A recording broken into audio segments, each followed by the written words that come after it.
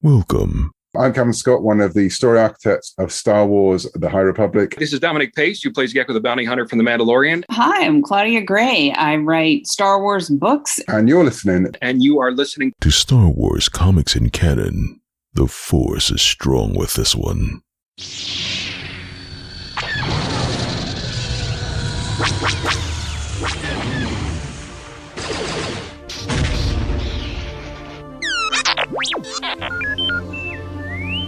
Hello there and welcome to Star Wars Comics in Canon, your guide to the wider Star Wars canon through the comic book lens. And to take you on this journey, I'm your host, Mike Burton.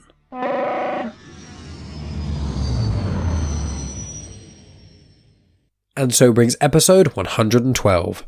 So my friends, this week I am tackling the final batch of Tales of Vader's Castle. So last year, I think around Halloween, in episode 76 of Comics in Canon, I tackled the first batch of Tales of Vader's Castle.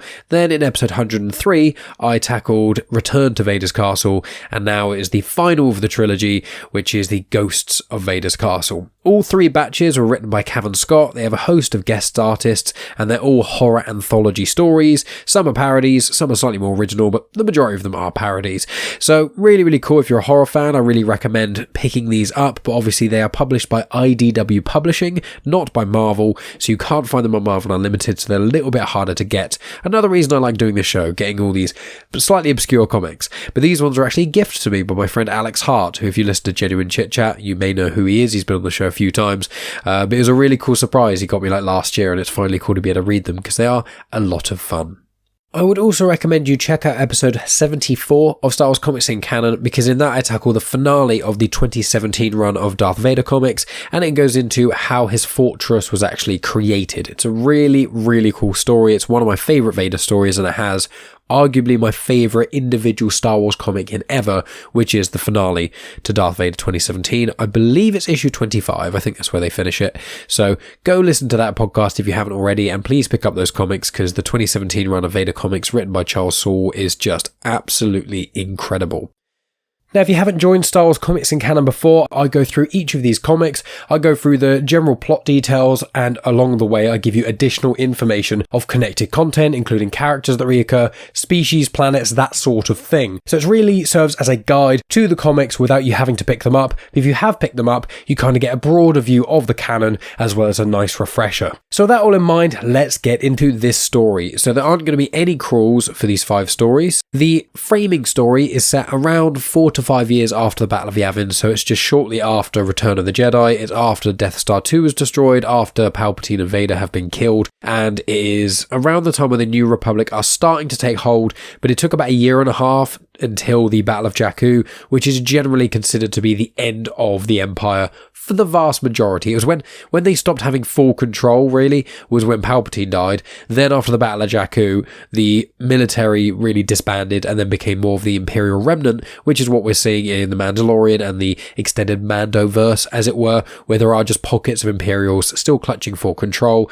whereas I think in Legends it took like 10 plus years to be able to like get rid of the Empire or beat the Empire fully. There was still a very big power struggle between the New Republic and the Empire in Legends, but in canon it was about a year and a half, and then there was just bits and pieces kind of spread across the galaxy. But that's where we are in this story, within a year of the end of Return of the Jedi. And also I will note here that although these comics are canon and the framing story itself is canon, the anthology stories that are horror stories, unlike the previous two, these ones are pretty much all dreams. So the things that actually happen in them are not technically canon. It's a canon dream. So someone dreamt about these things, but just be aware of that with your amazing canon knowledge that you're accumulating from listening to this show, because there are some really cool and very crazy, strange things that happen in here, but they are dreams. So keep that in mind. So let's move into these comics then. So the writer for all these comics is Cavan Scott, and the artist and colour artist for the framing stories is Francesco Francavilla. So that means that all the stories that are set in air quotes present day, it'll be obvious when I go through them here. Each of the individual issues has their own artist and colour artist. Some of them is the same person, some of them is 2 people, but I'll get onto that when we get to each of these issues. Issue number 1 was released September 22nd, 2021. Issue number 5 was released October 20th, 2021. And the trade paperback collection was released in January 25th, 2022.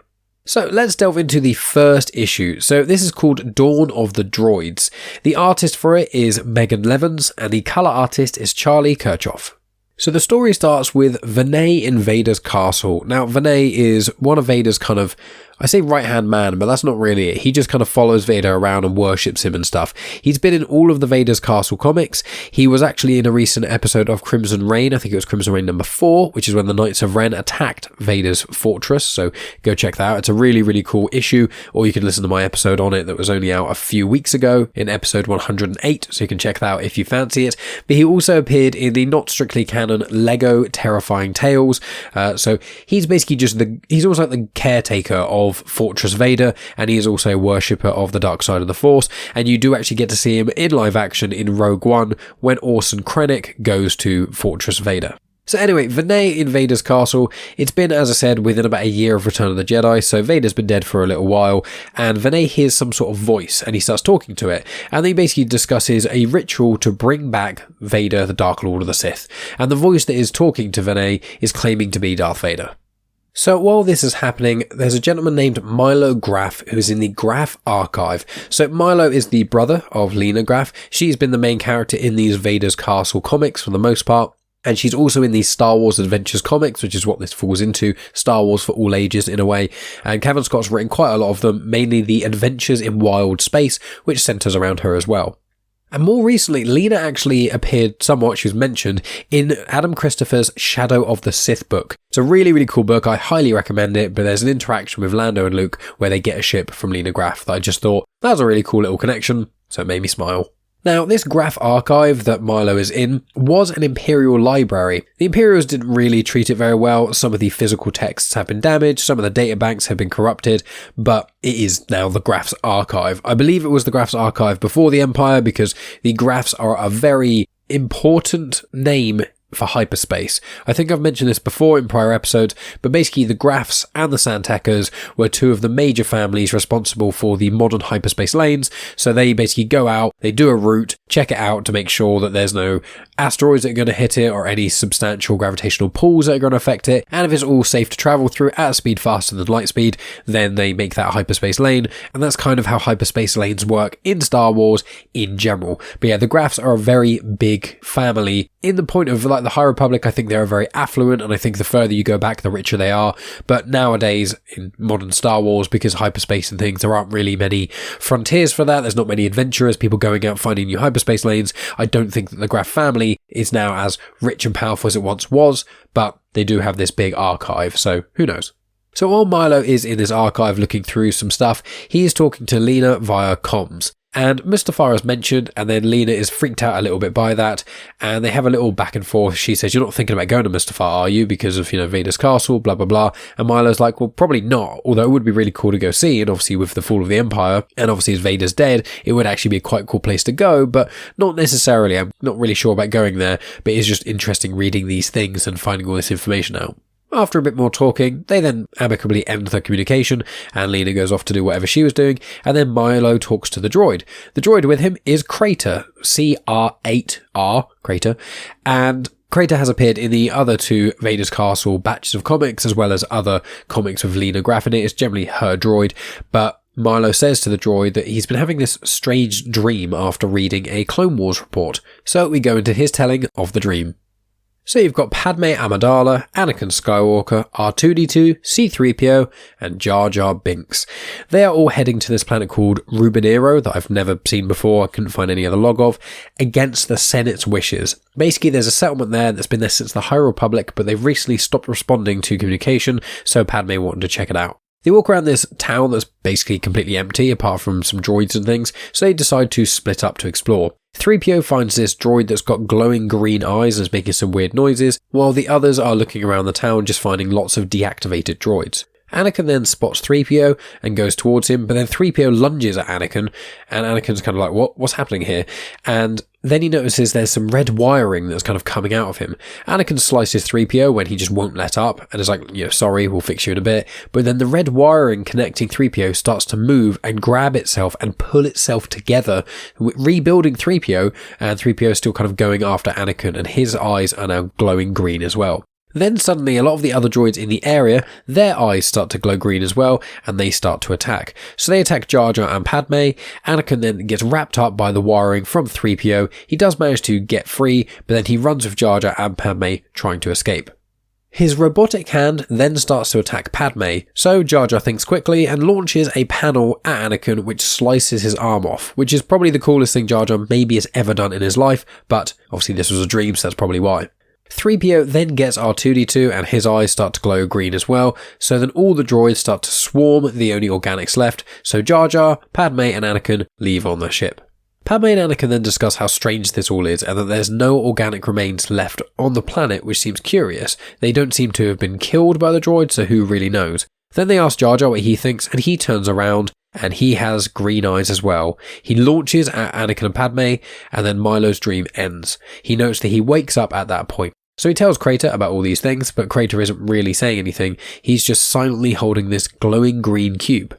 Milo doesn't notice any of this, and Crater then zaps Milo, which stuns him and knocks him out. And Crater muses that he would never hurt Milo unless the Dark Lord commanded it, and his eyes are now glowing green as he carries Milo away from the archive. So that is where issue number 1 ends, so we move on to issue number 2. This is called Attack of the 50-Foot Wookiee. The artist and colour artist are both Derek Charm, who worked on the Return to Vader's Castle framing story. So this story starts on Chandrilla. Now, Chandrilla is the home to the New Republic Senate, and it is also the homeworld of Mon Mothma, who is a famous senator, and also for all of us watching Andor, she's quite a critical character in that. She's obviously a major part of the rebellion. You see her in Star Wars Rebels, you see her in A New Hope, I think you see her in the whole of the original trilogy, and obviously you do see her in Rogue One as well, but she's quite an important character. Especially for after the Empire falls, she becomes the Chancellor of the New Republic. If you want to find out a bit more about that, there's a really great book by Claudia Gray called Bloodline. It's sort of set halfway-ish between Return of the Jedi and The Force Awakens, and it's all about the political climate of the New Republic and how it kind of fostered the birthing of the First Order. It's really interesting. There's a couple of other bits in there that are really cool, but yeah, check out that book. So on Chandrilla, Lina asks Chancellor Mon Mothma for a ship because she wants to go to Mustafar. She says it's been days since she spoke with Milo, their last conversation had something to do with Mustafar, and she keeps having a really bad dream about it. So she says, can I go? Mon Mothma says no, basically. I'm sorry, you've done a lot of great things for the New Republic, but we can't just send you off with a ship to Mustafar, which is still in an Imperial-controlled space, to the fortress of Darth Vader because you've had a bad dream. We just can't do that, I'm afraid.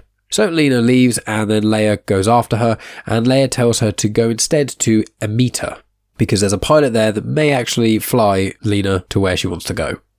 So Emita, or Emita, E-M-I-T-A. This is actually its first appearance in canon, but in Legends it appeared in a source book as a small city on Chandrilla. There's very little other information we know about that, and this story is not going to give you very much either, aside from the fact there's a bar there. So, Lina goes to this bar, and there you've got a character called Jaxxon telling the story of his recurring nightmare. Now, Jaxxon is quite an interesting character. His full name is Jaxxon T. Tumparaki.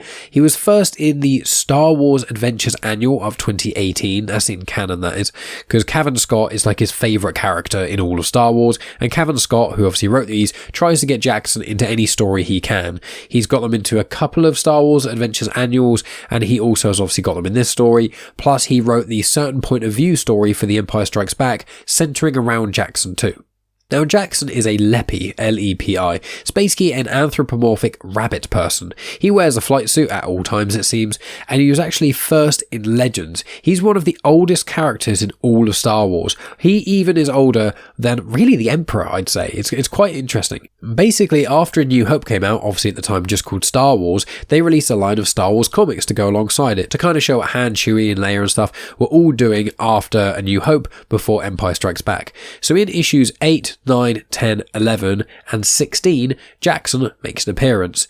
So it's basically just one, maybe two storylines to do with the main group, but that's when he first appeared. And that was released in like 1977, 1978. The comic run started in 97, but I believe these issues in particular came out in 1978, maybe even 1979. So it was still before Empire Strikes Back came out, and that's where he came from. And that's how Cavan Scott kind of got into Star Wars through the comics, and that kind of spiraled off from there, which is one of the reasons why Cavan Scott likes to have him in lots of stories. Now, I've already mentioned about Jaxxon's other appearances, but the Leppy also appeared in something recently, which is the Force Awakens adaptation comic as a background character. So there are Leppy elsewhere in the galaxy. But if you watch Star Wars Visions, which is like not strictly speaking canon, it could be considered canon, but maybe not. Visions is the weird own universe kind of thing per episode. And there's an episode called Lop and Ocho, and Lop is a Leppy as well. So Leppy have appeared elsewhere, but they're quite a new thing to the canon, mainly just anything that Cavan Scott can put them in, and maybe there's a few as background characters. But aside from Visions and stuff Cavan Scott's made, they're not really seen very much. But back to the story. So this is Jaxxon's nightmare. So he's on Kashyyyk, which is the Wookiee homeworld, and he's speaking with a Wookiee elder, or trying to, because a Wookiee elder won't let him off-world. He's got some sort of delivery that he's not allowed to send. Han Solo and Chewbacca then appear and confirm that it is the Festival of Bounty, and Wookiees believe it's essentially bad luck to move any food off-world, and what Jaxxon's trying to move is a few boxes of these berries. Jaxxon asks, well, how long do I have to wait here then? And he's like, 3 weeks. And Jackson's like, no. So Jaxxon gets in his ship, which is called the Rabbit's Foot, and flies off with the berries in tow. And then Chewie grows absolutely gigantic, I assume 50 foot, as the title of this comic says, and grabs his ship. Chewie then destroys the ship, but Jaxxon did manage to get out beforehand.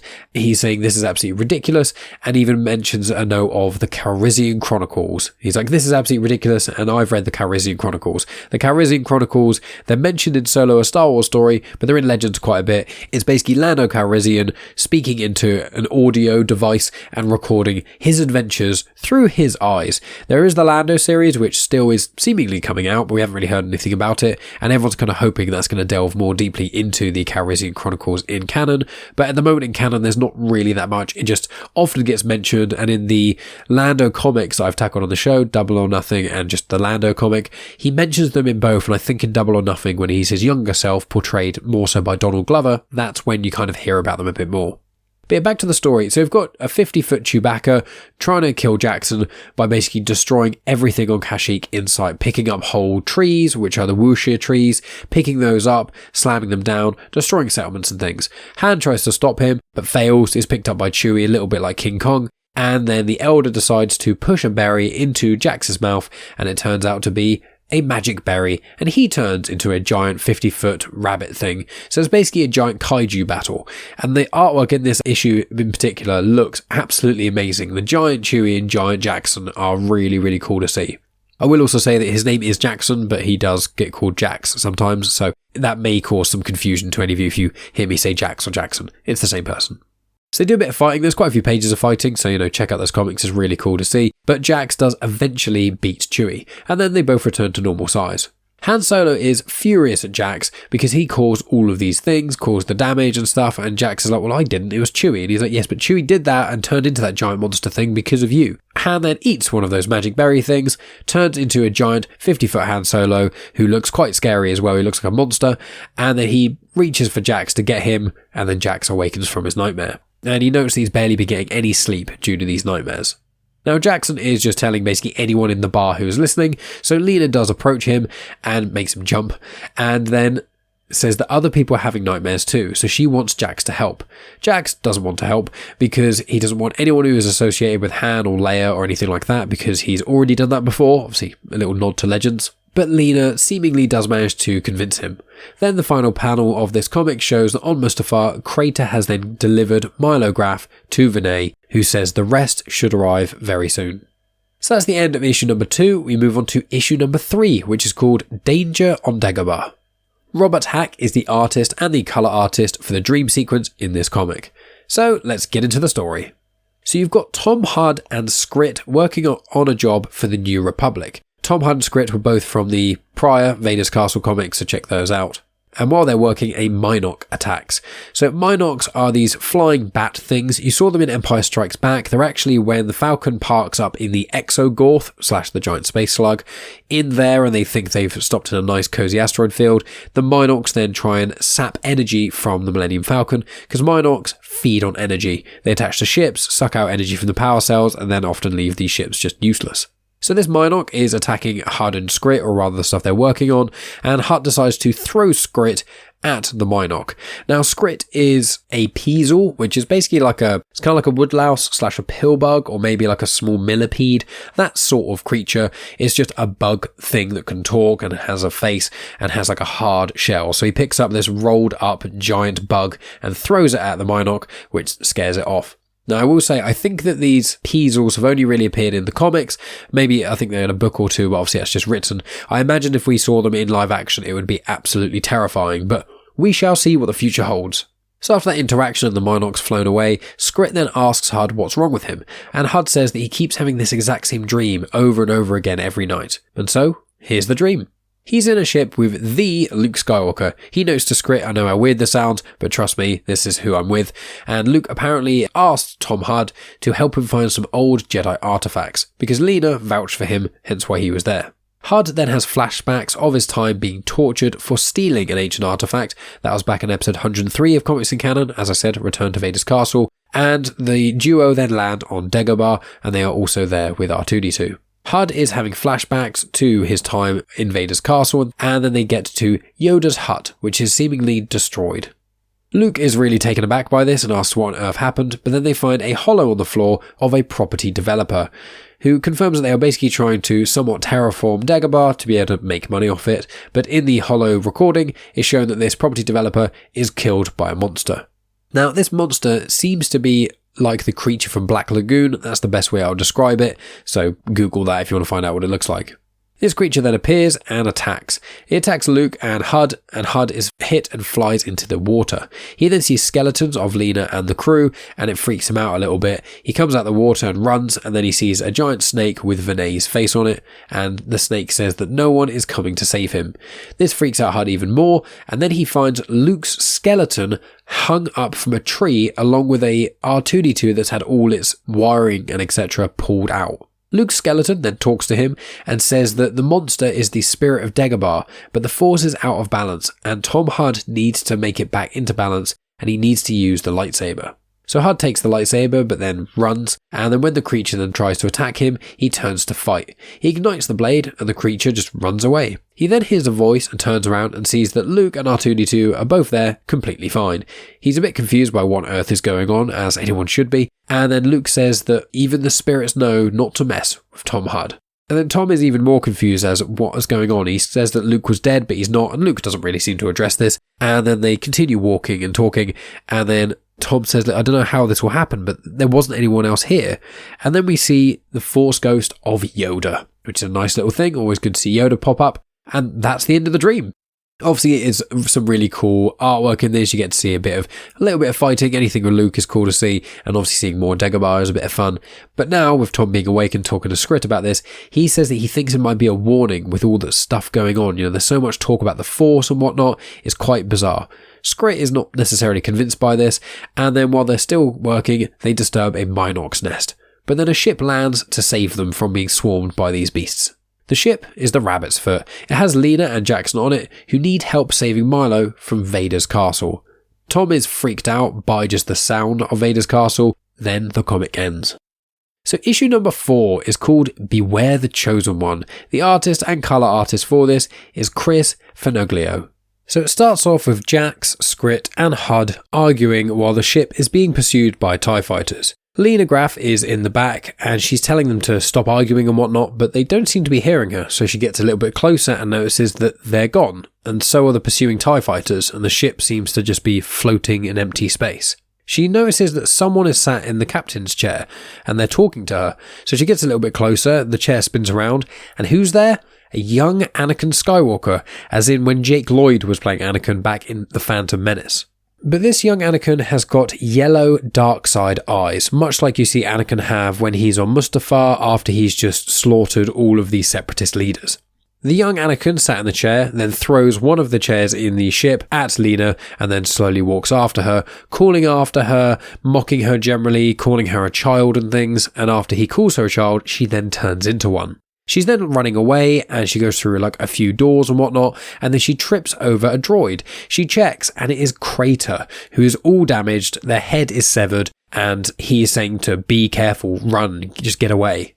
This version of Anakin does manage to find her, and it is now Clone Wars era Anakin, or the Revenge of the Sith era Anakin. So he's got long hair, he's got a scar on his eyes, he's an adult wearing Jedi robes and has a lightsaber. But his lightsaber is actually a fire sword. As he goes after her, he says, "This is where the fun begins," which obviously is an iconic line from Revenge of the Sith. And then he's running at her, and then as he misses, he slices Crater. She's continuing to run through the ship. There's still quite a lot of back and forth dialogue, but obviously if you want to get all of that, make sure we pick up the comic. And as he is pursuing her, he's saying that her friends, her parents, and her brother are all dead. She manages to find a young Milo on this ship somehow, and then hugs him, and he says that there's no hope for him, and then his bones start to contort, and he seems to scream and things, and then he becomes Anakin. But he is wearing the Vader suit, excluding the helmet, and he says that he is Vader resurrected, he is Vader reborn. Then he starts to force choke her, and then Lina wakes up. She was in her bed on the ship, and then Jax comes to her. So she kind of walks over to the cockpit in a daze after hearing Jax yell out, and it shows that Vader is in the cockpit and then launches at her. Then suddenly, she's awake again. Tom Hudd's there, as well as Skrit and Jax, and they're kind of looking at her and stuff, and Tom's like, "Are you alright? You just fell asleep as you walked into this room." And she's like, yeah, I'm fine. So then the ship lands on Mustafar, and they head to Fortress Vader. Jaxxon notes that he's unafraid of this, it doesn't seem as scary as he thought, but Tom Hudd is petrified. The dreams are getting to each of them, and they are getting worse. But Lina mentions that they aren't real, and that they can't hurt you. And that is where issue 4 ends. So obviously that one I did kind of speed through somewhat, but it's quite an isolated story, but it is really, really cool. I like anything along these lines when you get like a varied version of an already existing character.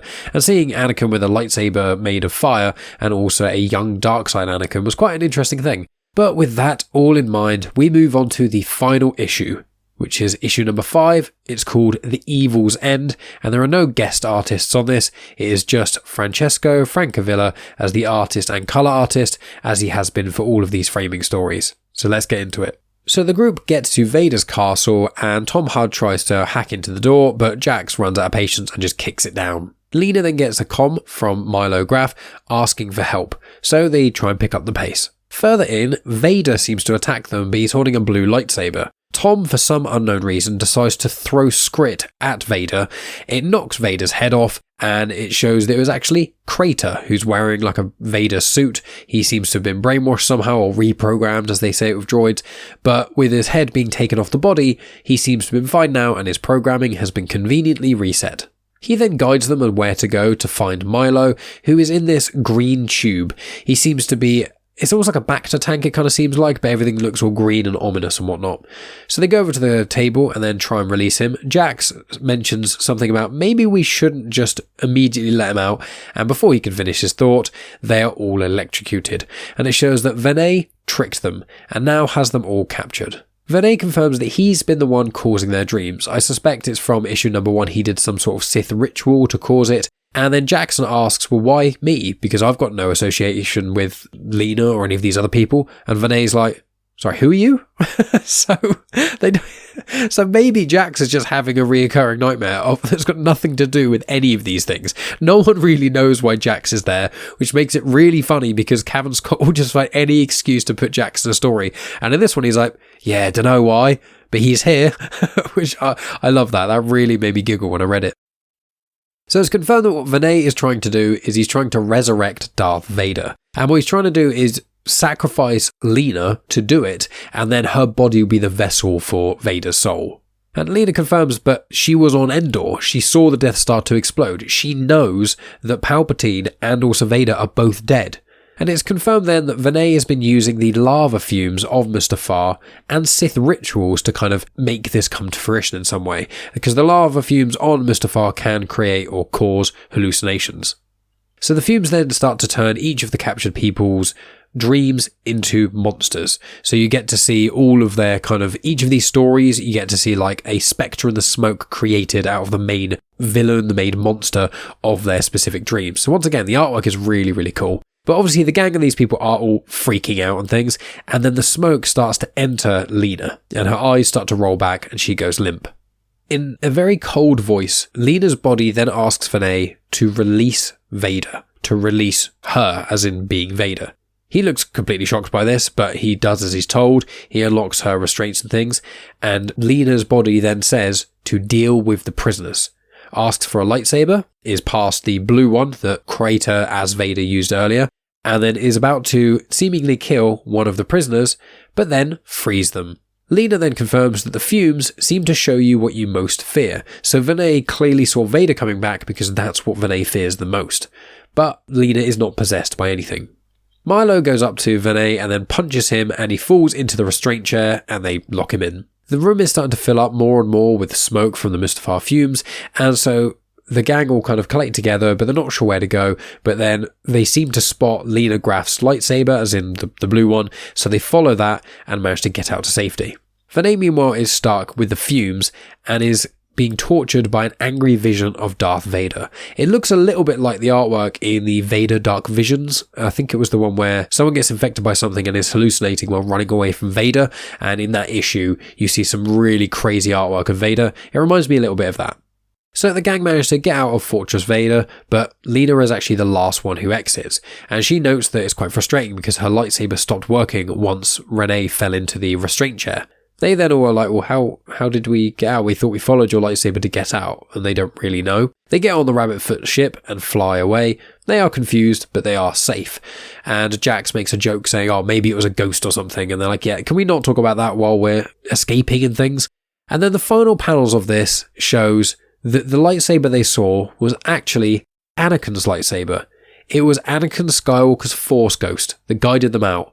And when he sees the rabbit's foot fly away, he just does a light chuckle to himself, and that's where the comic ends. And I will add in here, this is going to be a very, very minor spoiler for Shadow of the Sith, the book. Obviously, I did a book review on that a little while ago, so check that out. But in that, you actually get a full conversation between Luke Skywalker and Anakin Skywalker's Force Ghost. This is Luke, only a few years before The Force Awakens. And so, I think it's 5 or 10 years before The Force Awakens. And you get a full conversation, and Anakin basically saves Luke from something. I won't spoil what, but it's a really, really cool interaction. And when I was listening to the audiobook of Shadow of the Sith, I was like, oh my god!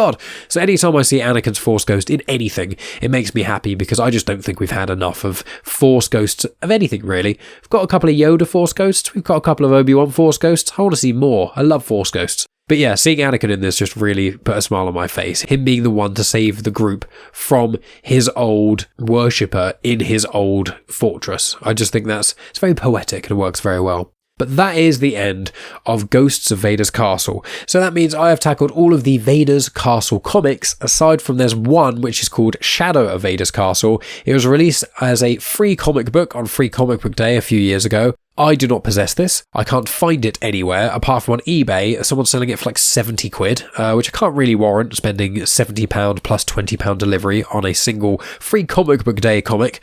So I'm afraid that is going to be one of the few comics that I will probably not be tackling on this. Unless any of you listeners appreciate my show so much, especially if you're in America and you can actually find a copy of this somewhere, please send it to me. I will be forever in your debt, and I'll give you a nice little shout out on the show, and I'll even do any show you want me to do about anything, even if it's Legends. But yeah, I can't get a hold of that. I wouldn't actually expect anyone to spend that kind of money on a one-off comic book for me. But if someone does, I'll do a podcast on it. But my friends, what else is going on? Well, obviously I'm doing the weekly discussion show of Andor. So I've been taking turns hosting with Jack, who is a pop gorilla and a member of the Comics Emotion family. As of releasing this episode, I believe the episode of Andor should have just been released. I'm recording it on Thursday night. Should be recording it with Brett Scott of Marvel Plus. He's appeared on the Comics Emotion feed a couple times, and he's just a lovely guy. So I'm very excited to talk to him about that, because as of recording this, I haven't yet spoken to him because I'm doing that tonight. I normally record these on Thursdays, and then I normally do Andor the evening as well, so it's quite busy. But yes, so the Andor discussion weekly shows, they're coming out on the feed of Comics in Motion. They're also on my YouTube channel. They're in a special playlist as well. Some of them have video, some of them don't. It just depends on the guests and stuff, but they're a lot of fun to do. So if you want to hear discussions and thoughts on Andor, check that out. If you are listening to this and you haven't checked out Andor, by the way, you are hugely missing out. I would argue it's probably the best Star Wars we've had. I would argue it's probably the best made Star Wars we've ever had, but in the scope of things, and in the season hasn't even finished yet, it's absolutely absolutely incredible. Anyone who's not watching this because they weren't a fan of Mandalorian or Book of Boba Fett or Kenobi or anything like that, ignore all that, watch Andor. If you liked the Rogue One, if you like the original trilogy, if you just like Star Wars in general, you need to check out Andor. It's incredible. But yes, aside from the Andor discussion shows that are coming out weekly, what else have I been up to and what else am I doing? Well, for Comics in Canon, so next week I'm probably going to do the Midnight Horizon book review. I've been promising that for a very long time, and now that Phase 2 has just started, it's probably a good time to get it out. I just want a little bit of a break so you could have a couple of comic-y episodes as well before I delve back into book reviews and stuff. So I'll probably be doing that next week. I've got quite a lot of notes on it. It'll obviously be spoiler-free at the start, and then I'll get more into details of that. Then that'll be all of the Phase 1 stuff of the High Republic tackled on this very show. So that'll probably be next week. The week after that is probably going to be one of the sort of in-between episodes. So Hidden Empire is starting towards the end of November. I think it's the end of November or end of October.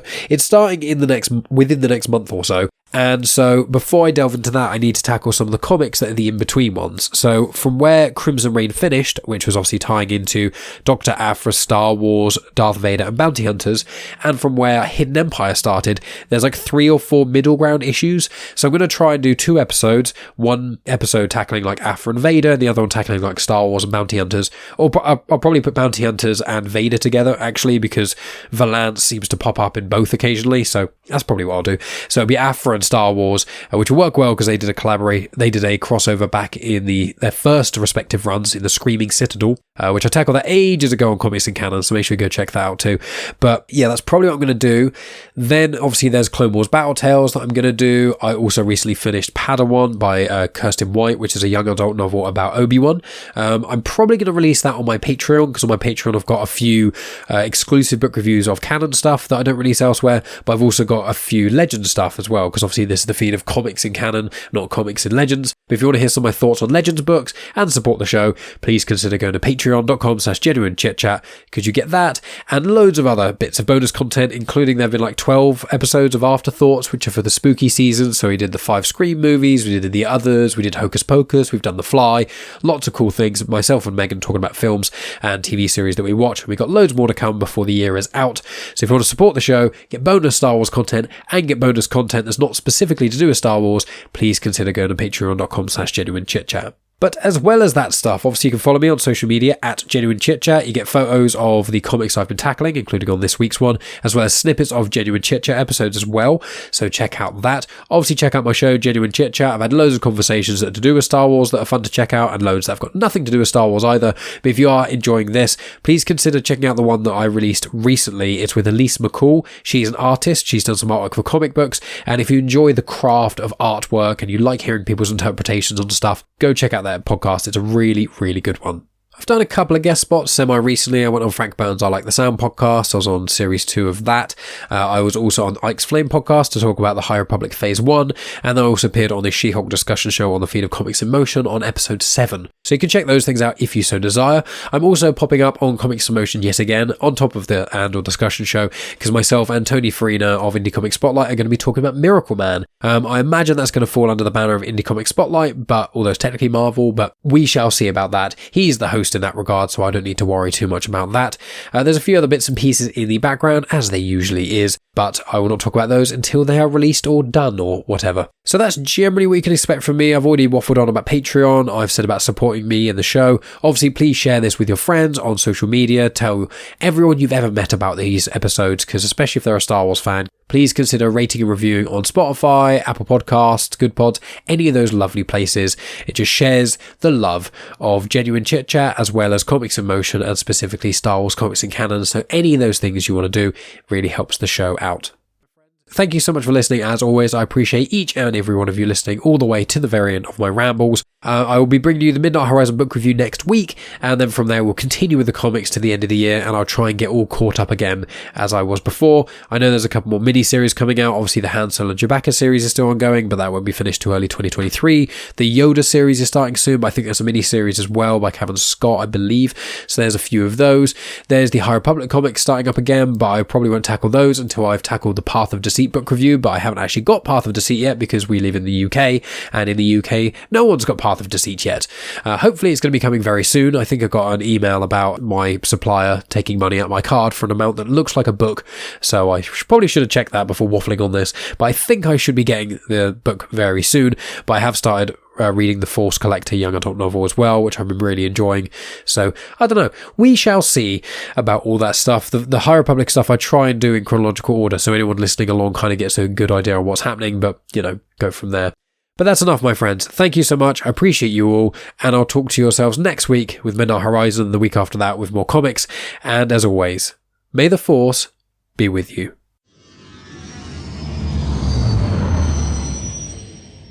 The intro for Star Wars Comics in Canon is arranged by myself, Mike Burton, and the backing music was made by Eric Matias of soundimage.org. You have just experienced host, creator, everything elser of genuine Chit-Chat, and also the host and creator of Star Wars Comics in Canon, found on the Comics in Motion podcast, Mike Burton.